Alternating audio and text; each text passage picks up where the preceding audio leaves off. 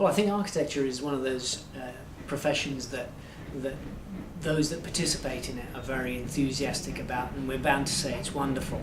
I think trying to communicate it to other people, I would say it's a wonderfully diverse career.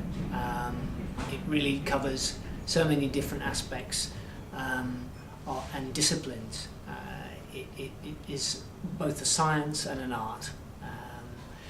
The actual practice of architecture itself covers a number of things which mean that you're part lawyer, you're part project manager, you're part businessman and artist.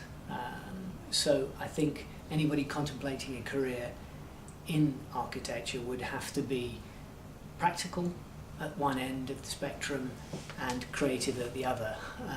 They're not mutually exclusive. You can have a leaning towards one end or the other, but it would be good to have a bit of both, and I think probably the best practitioners have practical capabilities and are good at the creative end of things.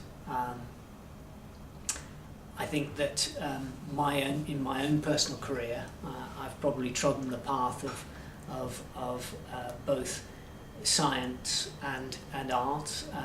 I began in the corporate world.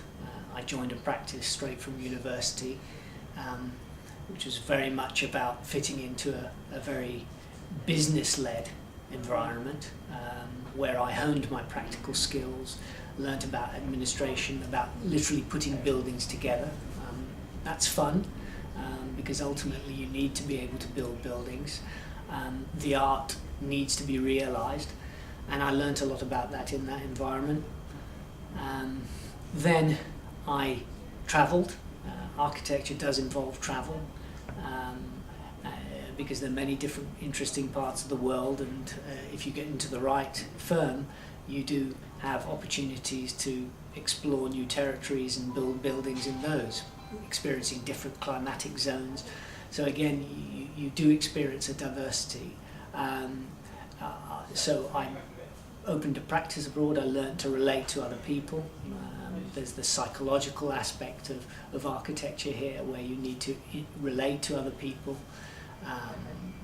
Clients commission buildings, you need to be able to understand their requirements, their needs and desires.